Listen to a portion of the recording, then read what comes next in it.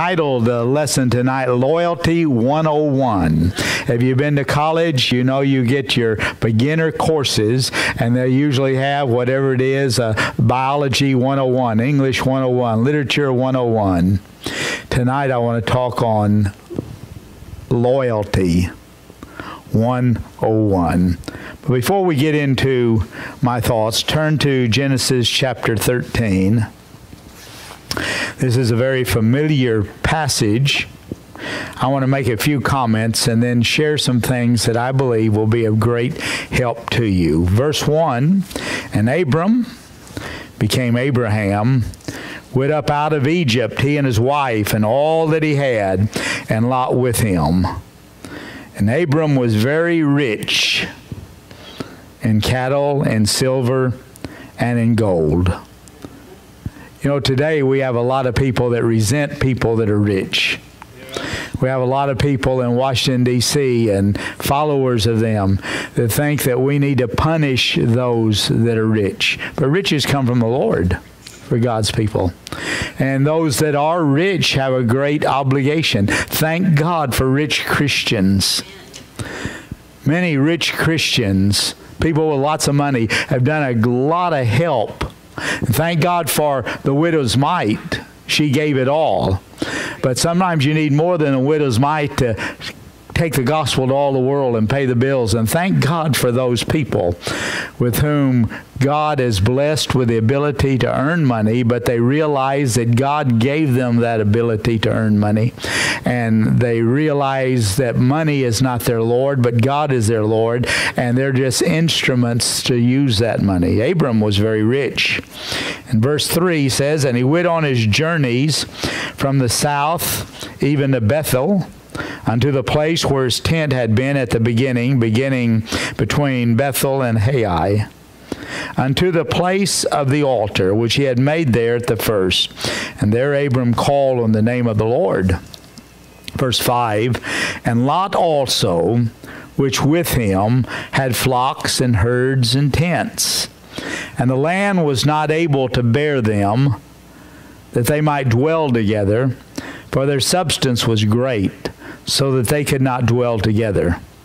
And there was a strife. You know what a strife is? A problem, a fuss, a disagreement between the herdsmen of Abram's cattle and the herdsmen of Lot's cattle. And the Canaanite and the Perizzite dwelled then in the land. Notice the last part of that verse. I will talk about that in just a little while. The Canaanite and the Perizzite dwelled then in the land.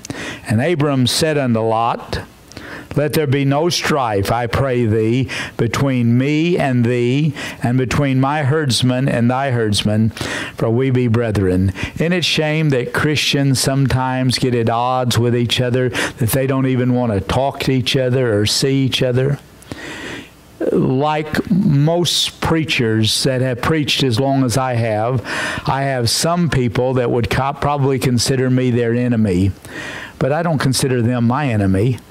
There's nobody that I have any hatred or bitterness to in my heart. And that's the way we're supposed to be towards each other. But sometimes in churches, people get rough with each other, and they get it. I was pastoring a church in East Texas one time. There were two men that were faithful in church, but they would not talk to each other. I mean, one sat on one side and one sat on the other side. And they had a disagreement. I found out many years before. They were very old men, probably 68, 69 years old. Very, very old men in the church. Now, I was 24, 25 years old, so I thought they were old. But I found out the years before they'd had some property that had joined each other, and one of them, so he could put some cattle in there, put a fence down the middle of the property. And when they had it surveyed, that fence, a long fence, was like 3 or 4 inches over on the other man's property. And they had a disagreement over 3 or 4 inches of dirt. And there was still plenty left on each side. And they fussed, and as far as I know, I don't know that they ever talked to each other again. It's too bad that when we do have disagreements or problems within the church family, that we don't get them worked out.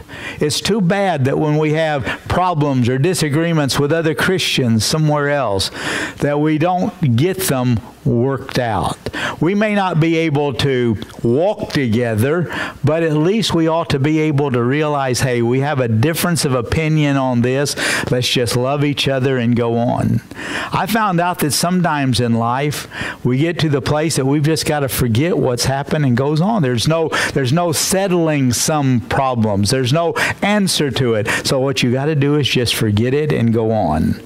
Abram was being mature, and he says, there shouldn't be a strife. We're brethren. There shouldn't be a strife between you and me, and there shouldn't be one between my herdsman and your herdsman. Verse 10, look how gracious Abram is. Is not the whole land before us? Separate thyself, I pray thee, from me. If thou wilt take the left hand, then I'll go to the right. Or if thou depart to the right hand, I will go to the left. Abram says, you just decide what you want. We're going to divide up. We can't take care of all the cattle, but there's plenty of land out here. And so you take whichever side you want. Verse 10 says, now notice Lot, selfish Lot. Lot lifted his eyes, and he beheld all the plain of Jordan, that it was well watered everywhere, before the Lord destroyed Sodom and Gomorrah, even as the garden of the Lord, like the land of Egypt, as thou comest unto Zoar. And Lot chose him all the plain of Jordan. And Lot journeyed east, and they separated themselves, the one from the other. And Abram dwelt in the land of Canaan, and Lot dwelt in the cities of the plains, and pitched his tent toward Sodom. And the men of Sodom were very wicked and sinners before the Lord exceedingly. Lot looks and he sees, this is the best over here. I'm going to take that. After all, you did let me choose what I wanted. It's like two boys. They're getting ready to eat, and there were 2 pieces of cake left. And one was a big slice of cake, and the other was real little. And so the one brother said to his brother, you go ahead and choose the one that you want, and I'll take what's left. And he said, all right. And he took the big piece, and the brother had the small piece. The brother said, now, if I would have been you, I would have taken the smaller piece. And the little brother said, well, then don't complain. You got what you wanted.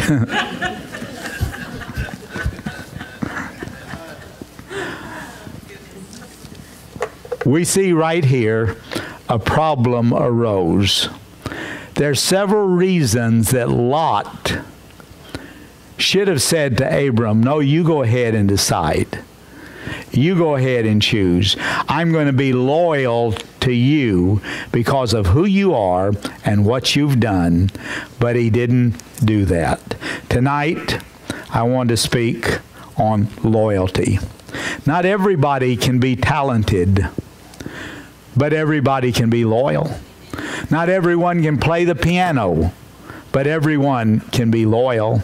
Not everyone can sing, but everyone can be loyal. Not everyone can teach, but everyone can be loyal. Not everyone can preach, but everyone can be loyal. Not everyone can operate the sound system, but everyone can be loyal. Not everyone is qualified to serve as a deacon, but everyone can be loyal. Not everyone can be an assistant pastor, but everyone can be loyal. One of the great problems in churches today is disloyalty. Disloyalty is one trait that is not excusable.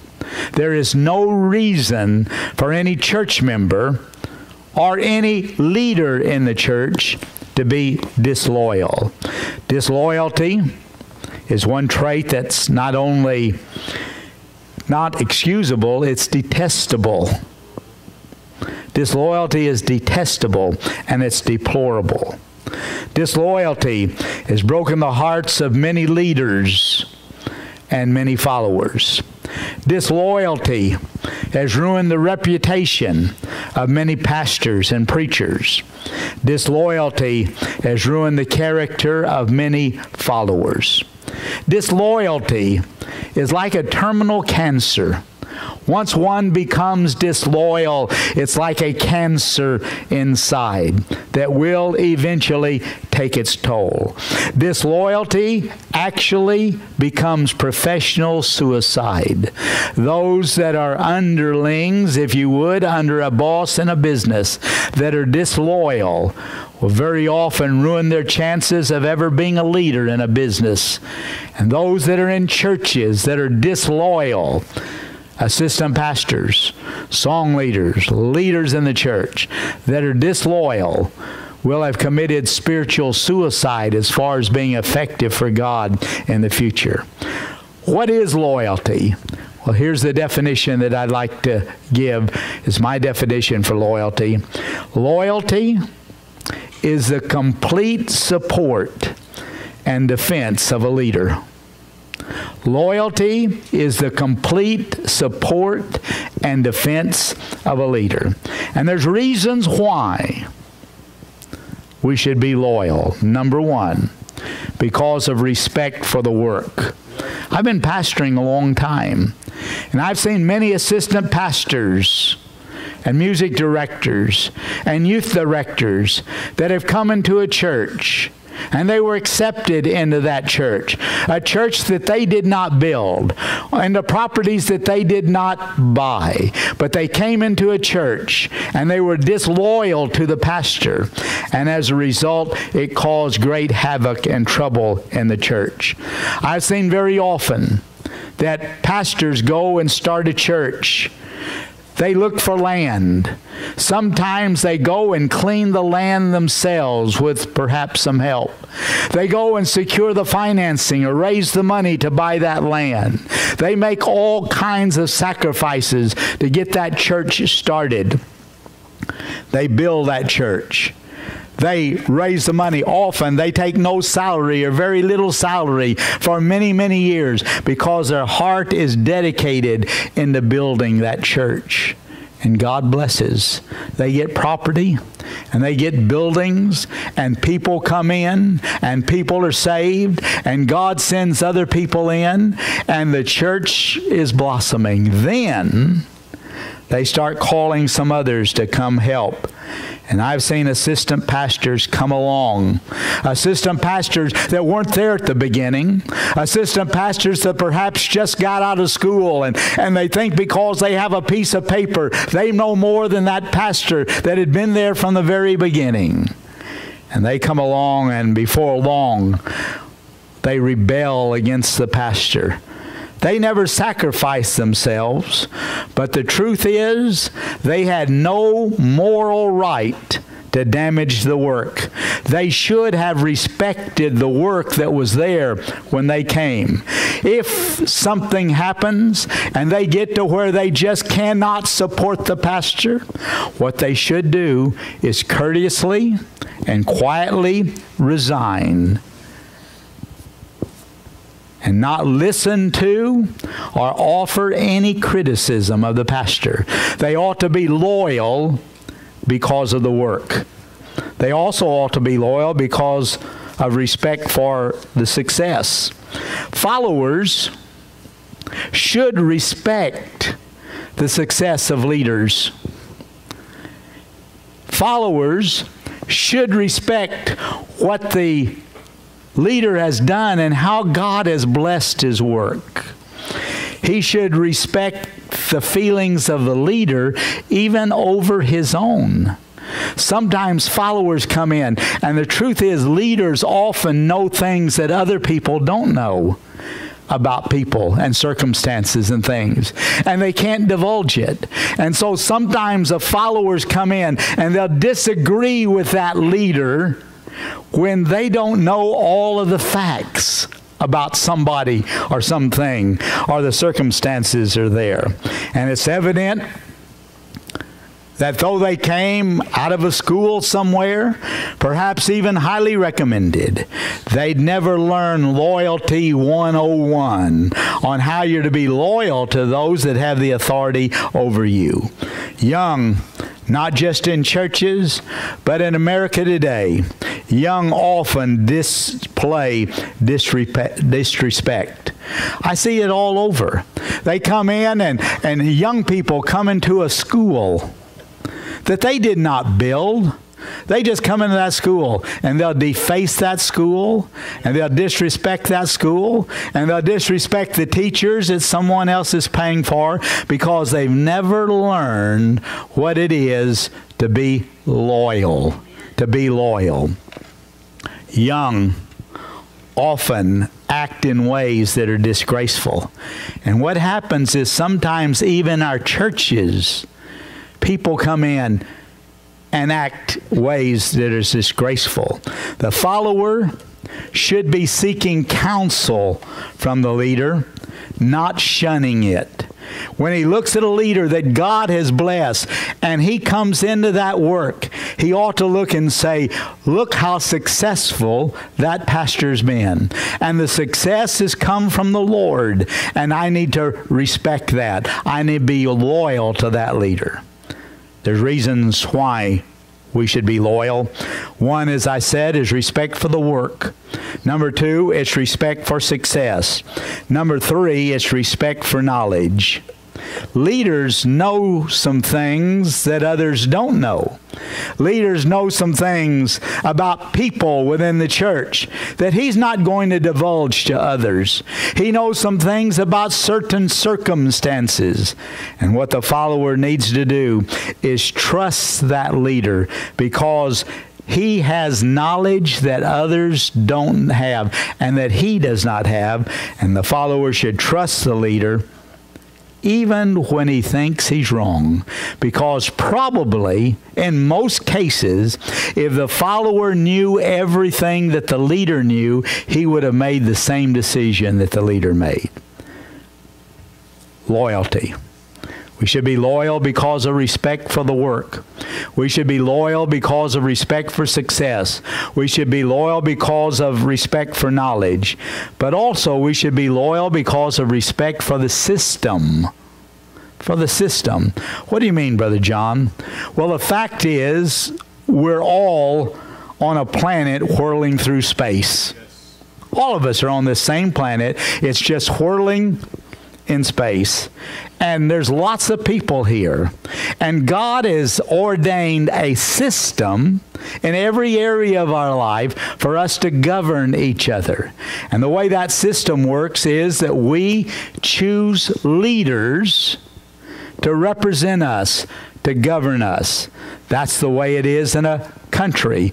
A country will have a king or a president to help rule that country. A state will have a governor that helps make decisions in that state. A city will have a mayor that helps make decisions for that city. A family has a father who's to be the leader within the family to help make decisions. And a church, God has given pastors to help make the decisions for the church. A business has to have a boss. Every business has to have somebody where the buck stops here. That's the boss that has to make decisions. That's the system that I'm talking about. And God has ordained this system, and we need to be loyal to that system and respect it. If the system breaks down, anarchy is going to follow. And always when anarchy follows, chaos is going to result. And so God has set up an organization, a system, if you please. And we need to be loyal to that system. Because if we're not, if we all do whatever we think is right, imagine we have rules that there's certain speed limits on roads, right? I mean, most roads, some roads have 15 miles an hour in school zones, some 30 miles, 40, 50, 60, 80, 85, some places in Texas. But what about on any road if we just drove however we wanted to? We just drove whatever speed we want. We'd make our own decision. We would decide. Well, you're going to have all kinds of troubles that are there. And that's why we have a system, and we that are in that system need to respect those that are over us that have made those decisions. If we don't, chaos is going to follow. That's why we're to respect leaders according to the Scriptures. That's why in churches, in Hebrews chapter 13, at least 3 different places, it says, respect those that have the rule over you. Obey those that have the rule over you. That's not popular in our age that we live in today, because people want to do whatever they want to do. They don't want to be under the authority of a pastor, under the authority of a church. But God has ordained that system, and young people that come into this system need to be loyal to it. Now listen, sometimes leaders may not be of God, but the system is of God, and the position of the pastor is of God. Remember, David said, I'm not going to kill Saul, though I could do it, because I'm not going to lay my hand on God's anointed. God has a system. And by the way, when the leader gets out of line, God has a way of taking care of it. God knows how to do it. Leaders may not be of God, but the system is. And the position that the leader has is of God. Children are to obey their parents. It's very clear. Children are to obey their parents. Obey their mother and obey their father. Obey them. If you don't, there's going to be repercussions later on. And more than likely, you'll not live nearly as long as what you would have lived otherwise. That's what the Scripture says. Wives, now this isn't popular today. Wives are to obey their husbands in the Lord. We're talking about Christian husbands and Christian wives. We're talking in Ephesians chapter 5, using the 5-point question rule, we see that's who those instructions are to. But wives are to follow the spiritual leadership and the leadership of their husbands. That's the system God has ordained. The system is God's, and we must not rebel against it. Let me say number 5. Regarding loyalty, we should respect our leaders because of the future. What are you saying, Brother John? Listen closely. Disloyal followers will make poor leaders.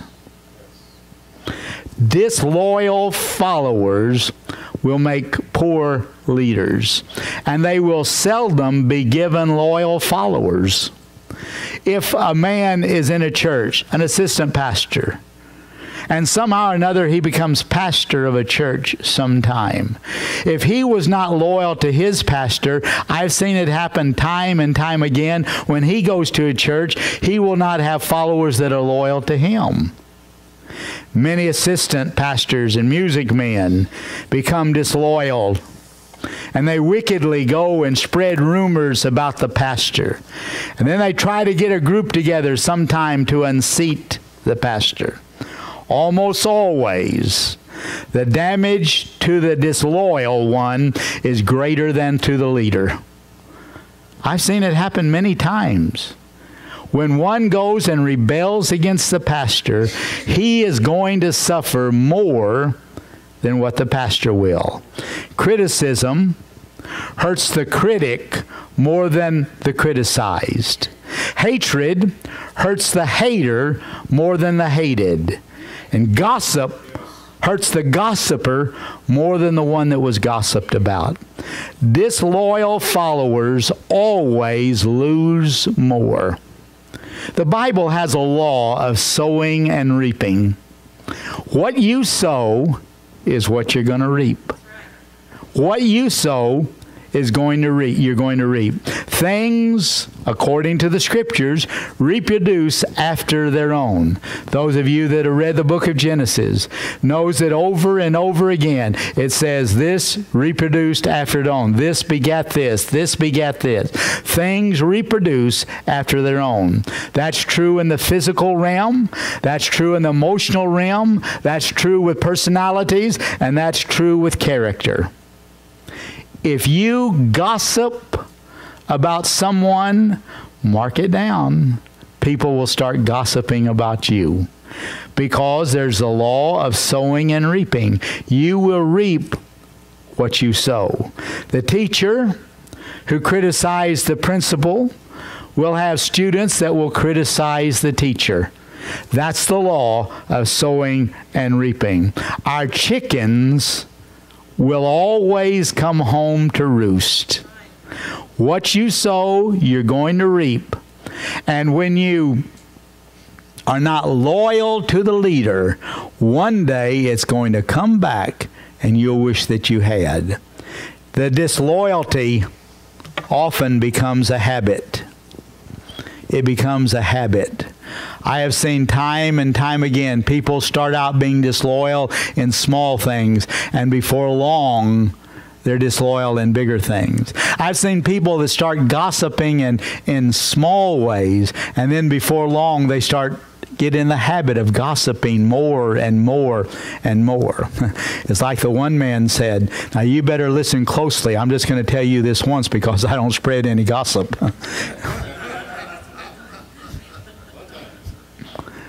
Things reproduce their own selves, and you've got to be very careful about it.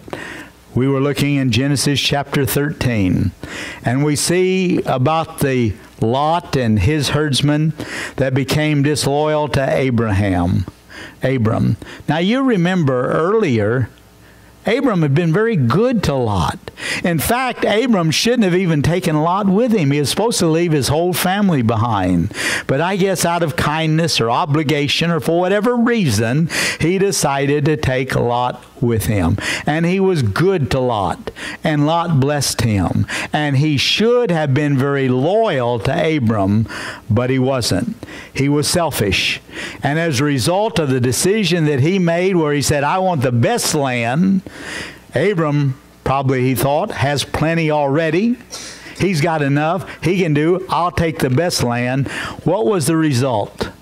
For the rest of Lot's life, there was heartache. And we could go to the end of the story and we could see how he lost everything he tried to gain.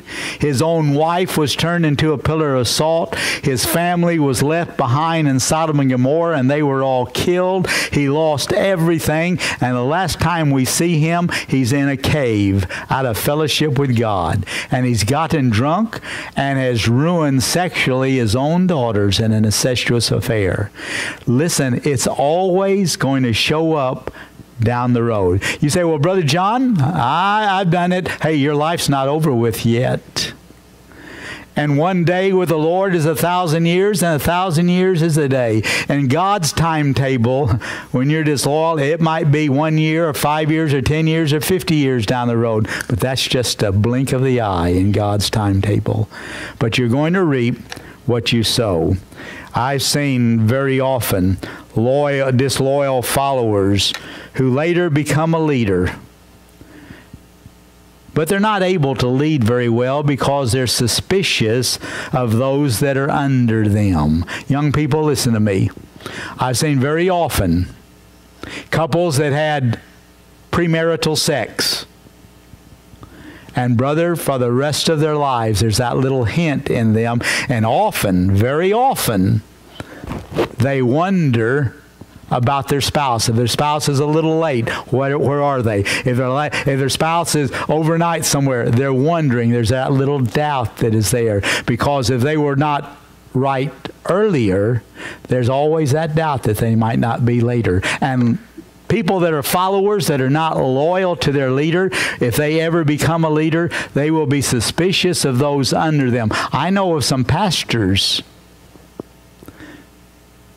in America today that will not have any other preachers in the church.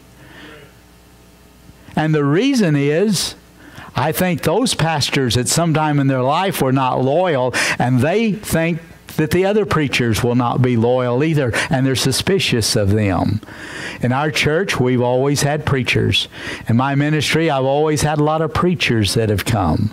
I've not been intimidated by other preachers. I've respected other preachers, and they've come, and I'm not one bit suspicious of them trying to undercut me or take the pulpit away. Hey, if you want the pulpit, if you can handle it, but believe me, I doubt that you can. There's a lot that you don't know yet. But my point is simply this. We've got to cultivate loyalty. Something else, when I say respect for the future, I've seen people in my own ministry that were not loyal, that ended up leaving the church. And often they pay a great price in the lives of their children. Perhaps their children had looked at their parents and saw they weren't loyal. And then later on, those children, many of them not even in church, many of them not living for God as they should. And I think that's some of the repercussions, the things that you reap when you're not loyal. Let me say lastly, we should be loyal because of respect for the unsaved. Remember, Abram and Lot had trouble. If you have your Bibles open, look again at Genesis chapter 13, the last part of verse number 7. Genesis 13, the last part of verse number 7. It says this, "And the Canaanite and the Perizzite dwelled then in the land." You see, Abram and Lot had trouble. Their herdsmen were fussing with each other. These other people in the land, unsaved people, they knew what was going on. They heard the bickering. They observed the disloyalty. They saw and heard about the strife. And it no doubt had an effect upon them. Disloyalty. I wonder how many people will go to hell and suffer there forever and ever and ever because they'd seen Christians bickering. They had seen Christians criticize another Christian. They'd seen vindication and retaliation that was all spawned by the devil. And they'd seen followers rebel against the leaders. And they looked at that and say, if that's Christianity, I want nothing to do with it. Loyalty. You may not be able to ever sing or play the piano or play a guitar. You may not ever be able to preach or be an assistant pastor. Or you may not ever be able to be the chairman of one committee. But one thing every one of us can be, and that is loyal. Loyal. Loyal. And we can all be loyal to Christ. We can all be faithful to Him. I would suppose that one of the greatest sins in America today is people that are Christians. Yes, I said Christians. People that are saved and scripturally baptized, and they're a member of a church, but they're not loyal to Christ. They don't live for Jesus all week long. They don't think about Jesus all week long. And their families see that. And on Sunday, they have a fuss with the family to try to get them to go to church when the kids get a little bit bigger because they haven't been loyal to Christ. Listen, when we are Christians, it's not just Sunday morning and Sunday night and Wednesday night situation. When we're Christians, we're to be controlled by Him and think about Him all the time. And by the way, that's the only way that we're going to have the joy of the Lord. That's the only way we're going to be able to have a spring in our step and say, get up in the morning and say, good Lord, it's another day to serve you. Instead of getting up in the morning and say, oh Lord, another day. Loyalty. Loyalty. Let's start out by being loyal to Christ, and then be loyal to those that are over us. And believe me, God will bless that loyalty. I've seen many people in businesses. They get a loyal worker. Perhaps he starts out in the produce department of H-E-B. And boy, he gets there, and whatever they tell him to do, he does. No complaint. Yes, sir. If he has to mop the floors or clean up a place or reorganize something or move it around, yes, sir. Yes, sir. Not complain by, you're picking on me, boss. You're getting on me, boss. Why am I having to do it? But he says, yes, sir. Yes, sir. Yes, sir. And you know what happens? Whenever a higher position comes, when a higher position comes, they're going to say, that boy has done a good job. Or that lady has done a good job. And they'll get that position. And it won't be very long until he may be the manager of the whole store. But it starts out with loyalty. But if he begins by complaining and bickering and saying, you're giving me too much to do, or the famous phrase today, that's not my job, sir. That's not my job. Your job is to do whatever the boss tells you to do. Unless it's illegal or immoral. But you're to do whatever the boss tells you to do. That's your job. And if you're loyal to that boss, one day you'll be the boss.